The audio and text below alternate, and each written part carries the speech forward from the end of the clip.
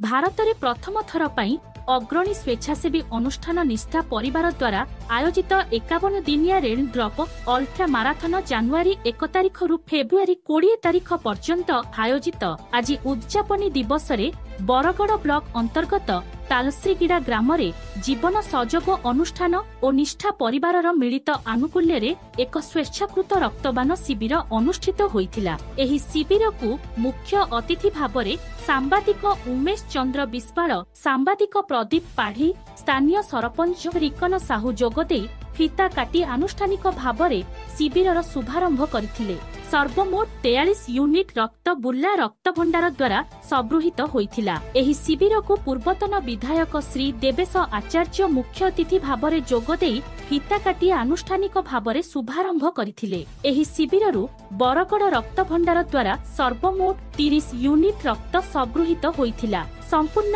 51 दिन में 56 गोटी रक्तदान शिविररु सर्वमोट 2772 यूनिट रक्त संगृहित होई बरगड़, बुर्ला, संबलपुर और पदमपुर रक्त भंडार को प्रदान करा जायथिला। बरगड़रू मुकुंद दासंक रिपोर्ट श्रीक्षेत्र न्यूज। आज निष्ठा परिवार रेड ड्रप माराथन विगत जनवरी मास 1 तारिख आरंभ होता है। दीर्घ 51 दिन धरिक फेब्रुआरी 20 तारिख 51 दिन में 2772 यूनिट रक्त संग्रहित होती। प्रथम तो धन्यवाद देवी जी रक्तदाता मैंने अच्छा समस्त को और तार संगे निष्ठा परिवार समस्त सदस्य को जिनमें सहयोग कर सबको जोहार। जय मां समले, जय निष्ठा।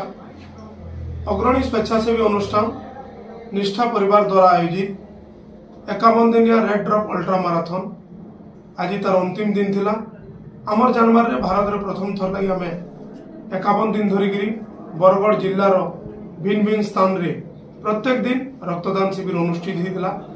आम प्रथम 33 दिन आम आम रक्तदान शिविर रेड ड्रप माराथन आरंभ करूँ, किंतु बरगड़वासी भल पाइबार रक्तदाता मन भल पाइबार के देखिकी 33 दिन आम 51 दिन रेड ड्रप अल्ट्रा माराथन आरंभ कलु, जेनटा कि आज तार अंतिम दिन थिला।